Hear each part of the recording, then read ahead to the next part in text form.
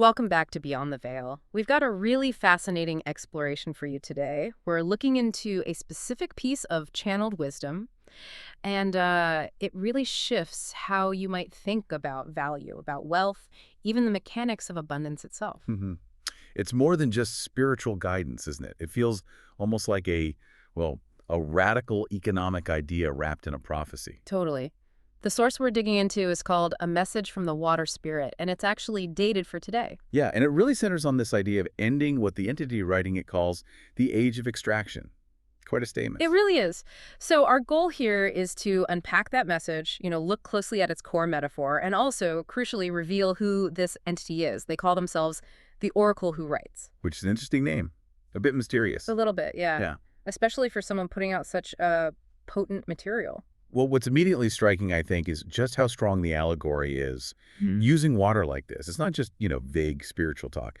The writer is using water to critique our current societal priorities. Right, like our constant hunt for fixed, tangible stuff, wealth you can hold. Exactly. And suggesting that whole model is basically obsolete, outdated. Okay, so let's get to the messenger then. We actually know who is delivering this message. Ah, right. The oracle who writes. Yes, we can confirm that the Oracle Who Writes is actually Master Psychic Spirit Walker. Okay, wow. Yeah, a spiritual guru, a well-known light worker. He's got, over 30 years of experience, documented experience in spiritual guidance, writing the works. That changes things, doesn't it? Knowing who it is, it immediately grounds the message.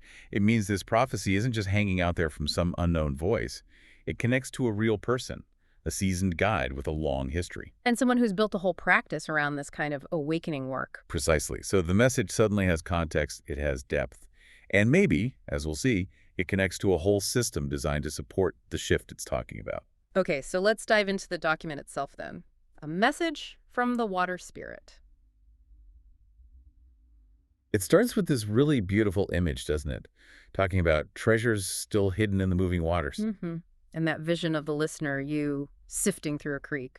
Right. And it calls that a remembrance, not just some random act, like you're remembering something ancient.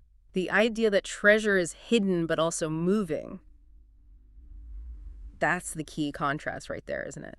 Totally different from how we usually think about wealth as something static you find and keep. Absolutely. And that's where the challenge comes in. The document says it very plainly. You have been told that value lies buried in stone that you must dig and take. The old way. Scarcity. Ownership. Like if you don't grab it now, it's gone. Yeah, that extraction mindset. But if we connect this out, what Master Spirit Walker is putting forward here, it's a completely different idea of abundance. He says the true gold is never still. Think about that. Never still. It moves with every ripple of feeling, every current of compassion that flows between souls. Wow. Okay, so that changes everything. How you look for security, for wealth. It's not about hoarding something static. No, it becomes about participating in a dynamic relationship, a flow. If gold is moving, you can't really possess it in the old sense. Right. You can only participate in its movement. And he uses that imagery of, like, the murky water surface. Representing our confusion, our Yeah, fears. exactly. Our daily distractions. But he says, don't fear the murkiness. Instead, you need to swirl the waters. Okay, so the swirling is the action, the engagement. That's it. And when you swirl it, the murkiness clears up, just for moments maybe, and you see the light dancing through the water. And that light. That light, he says, is your essence. He calls it the divine metal of your being. The divine metal. I like that. It completely reframes value, doesn't it? It's not in the thing you grab. It's in the clarity of your own being when you engage with life's flow. That moment of seeing yourself clearly, that's the aha moment he's offering. It feels accessible. Yeah, very. Yeah. Which leads us to the core prophecy here. This is the big one. The message states it loud and clear. The age of extraction is ending. The time of communion has begun. That's the crux. Yeah. It's a direct invitation to shift your whole mindset from taking, which implies things are limited, Right. Scarcity. to presence, to participation. The wealth of this new age, this age of communion, it's not in stuff you own. It's in the living light, carried by every drop of water, every pulse of love, like you said. It's a pretty radical call, really, moving from a fear-based scarcity model to a model based on radical trust in the flow. And the final instruction Master Spirit Walker gives from the Water Spirit. It sounds so simple, but maybe it's really hard for our modern minds. What's that? Come to the water's edge often, but bring no pan but your patience, no tool but your trust. Wow. No tools, just patience and trust. And you'll be shown how gold is found and not taken. It's a complete flip of the script on how we pursue value. That idea of non-attachment, Mm. surrender to the flow, Mm. it's incredibly profound. Mm. But, okay, this brings up a really important question, I think, a practical one for listeners. Which is? How do you bridge that gap between this, beautiful spiritual instruction, bring no pan but your patience, and the actual practical realities of living, especially when the messenger himself offers structured ways to engage? Ah, right. The marketplace aspect. That's the critical pivot, isn't it? It's one thing to hear the message. Yeah. It's another thing entirely to build the support, the structure, for people who are actually ready to try and make that shift from extraction to communion. And as the author, Master Spirit Walker, writing as the Oracle, he hasn't just delivered messages for 30 years. He's also built infrastructure. Right, which brings us to Starseed Psychics. Exactly. Yeah. Which operates under Nomadic Enterprises. That's the umbrella company, right? A venture focused on lighting the path for spiritual seekers. So Starseed Psychics is kind of like the resource center for people stepping into this age of communion he talks about. Seems like it. They've set up what they call a sanctuary for clarity, empowerment, awakening. And it's specifically geared towards light workers, empaths, people who are probably already feeling the pull away from that old extractive mindset. And if you look at the range of what they offer, you can see how it maps onto that journey. It seems pretty comprehensive. Yeah, it's broad. They have tons of personalized guidance options like archangel readings, tarot, but also shamanic readings, elemental readings. So ways to get to that personalized clarity when things feel murky, when you need help seeing that divine metal he talks about. Seems like it. Then there are services focused more on like energetic maintenance, the actual work of swirling the waters inside yourself. Okay, like what? Things like psychic rituals or spells, Yeah. chakra services, feng shui, psychic healing, tools to clear out the old patterns maybe. The stuff that keeps you stuck in scarcity thinking. Right, the internal digging and taking. Yeah. And then importantly, for someone really committed to integrating this long term, they have learning tools. Like courses. Spiritual home and online study courses, yeah. And spiritual workbooks too, so ways to really embed this shift into your life. And that commitment part seems key, especially when you see they offer, 10 different psychic subscriptions. Right. That's where we kind of need to pause and look at the model versus the message. Yeah, because Master Spirit Walker is teaching this radical flow, non-attachment. No pan, but patience.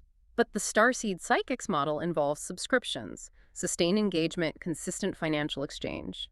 So is there a tension there? Or how do those fit together? Well, maybe it's a necessary practical tension. Like, if the true gold is never still, maybe the guidance needs to be continuous too. Okay. So the subscription supports the reality that transformation isn't just a one-off event, it's ongoing. Yeah, it takes sustained effort, sustained guidance. Maybe the subscription provides a constant flowing resource rather than a single spiritual purchase. That makes sense. It helps reconcile the message flow with the method structure. And Starseed Psychics definitely seems to be aiming for that holistic support. It's not just readings and healing. They have merchandise too. Right. Spiritual cell phone accessories, home decor, jewelry, clothing. Which suggests, integrating this spiritual awareness into every part of your life. Making sure that living light isn't just for meditation time, but it's actually around you in your environment. And they're trying to grow the community too, right? Looking for other spiritual vendors. Yeah, readers, healers, coaches, artists, crafters, inviting them into their marketplace, which itself kind of reflects that communion idea, maybe, a shared, decentralized abundance through nomadic enterprises. Interesting. So it's applying the message not just personally, but economically too. Building a system based on flow and trust, not hoarding.